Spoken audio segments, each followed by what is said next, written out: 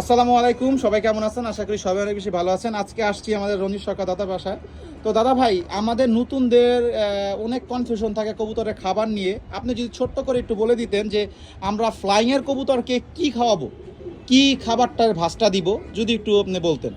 এই রাফসান, জি। আসলে ভাজের কথা বলতে গেলে অনেক সময়ের ব্যাপার। আচ্ছা আচ্ছা হ্যাঁ, আচ্ছা। এটা আসলে অনেকটা কি বলে অ্যানালাইসিসের একটা ব্যাপার আছে। জি জি। যে কবুতর টু কবুতর ভেরিয়েশন করে কি খাবার দিব আমি। আমরা ফাইভ ফ্লার কবুতরকে কি খাবারটা দিব?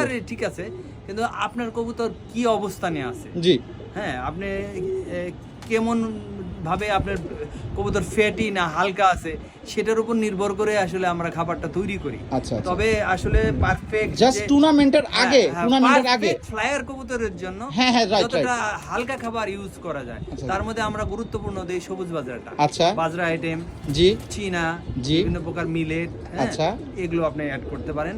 হালকা পরিমাণ অনেকে হয়তো অনেকে খাবার কবুতরের কি বলে উড়ানের আগে ওয়াশ করি, জি। সেক্ষেত্রে আমরা অনেকে ধান ইউজ করতে চাই, কিন্তু ওইখানে ওয়াশ করতে গেলে ধান ইউজ করা যাবে না। আচ্ছা। ঠিক আছে, আর যদি আপনি ওয়াশ না করেন তাহলে হালকা পরিমাণ ধান ইউজ করতে পারেন ফ্লাইং এর ক্ষেত্রে। ফ্লাইং এর ক্ষেত্রে। আচ্ছা দাদা, আমরা তো জানি কবুতরকে কার্বোহাইড্রেট, প্রোটিন আর ফ্যাট এই তিন প্রকার জিনিস দিতে হয়। তো আমরা কার্বোহাইড্রেট হিসাবে কবুতরকে কি দিতে পারি খাবার হিসাবে? কার্বোহাইড্রেট তো গমই দিতে পারেন। গমই দিতে পারি, গম বা সবুজ বাজরা এইসব দিতে পারি। আর প্রোটিন হিসাবে আমরা কি কি দিতে পারি? প্রোটিন হিসাবে কি দিবেন? প্রোটিনের যে সোর্সগুলো আছে এখানে বাজারে আসলে কি পাওয়া যায়? আচ্ছা। আমরা ডাল জাতীয় খাবারগুলো দিই। ডাল জাতীয় খাবারগুলো আমরা দিতে পারি। আর ফ্যাট হিসাবে আমরা আর স্নেহ জাতীয় ফ্যাট, এর মধ্যে সরিষার মধ্যে ফ্যাট আছে, সরিষা আছে, কুসুম ফুল আছে, এগুলো দিয়ে আর কি হ্যাঁ, হ্যাঁ। খাবারটা আমরা দিতে পারি। হ্যাঁ, আর স্নেহ জাতীয় খাবার দিতে হবে, আচ্ছা। যেটাকে আমরা বলি তিসি। হ্যাঁ, তো দাদা, একমাত্র আমরা এখন একটা জিনিসই বলতে পারি যে টুর্নামেন্টের আগে যখন কবুতর ফুল প্রিপেয়ার হয়ে যাবে উড়ানের জন্য, তখন আমরা জাস্ট যে কয়টা আইটেম দিব, জাস্ট ওইটা যদি ছোটভাবে বলতেন।